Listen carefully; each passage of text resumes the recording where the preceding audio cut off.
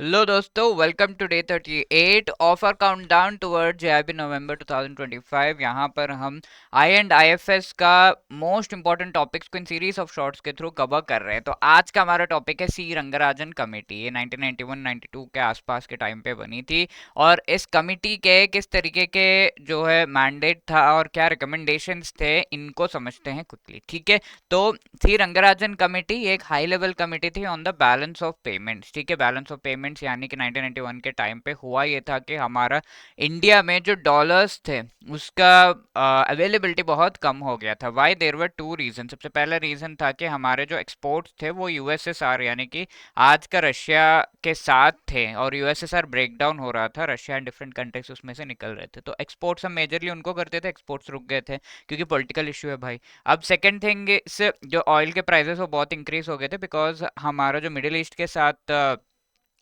Middle east जो था वहां पर वॉर चल रहा था विद इसराइल एंड उसकी वजह से ऑब्वियसली प्राइसेस इंक्रीज हो जाते हैं। तो इंपोर्ट पे हमारा कॉस्ट ज़्यादा लग रहा था एंड एक्सपोर्ट्स हमारे कम हो गए थे, डॉलर्स बहुत कम हो गए थे। तो दैट इज द पेमेंट्स हम नहीं कर पा रहे थे, तो that is a balance of payment crisis कहा जाता है। तो उस चीज़ को संभालने से रिलेटेड कई कमिटीज़ को बनाया गया। One such committee was the C Rangarajan committee. तो high level committee on balance of payment in 1991-92 के टाइम पे तो सी रंगराजन कमिटी। तो इस कमिटी ने क्या रिकमेंड किया, जो कि एक्सचेंज रेट हमारा है, अगर आपको एक डॉलर खरीदना है तो you have to give some rupees, 85 rupees. तो this exchange rate will be पहले क्या था कि आरबीआई यूज टू कंट्रोल, तो इसको थोड़ा थोड़ा लिबरलाइज करते हैं और ये मार्केट पे छोड़ देते हैं। ठीक है, मार्केट पे छोड़ने का मतलब मार्केट फोर्सेस डिसाइड करेंगे डिमांड सप्लाई के बेसिस पे कि एक्सचेंज रेट क्या होगा।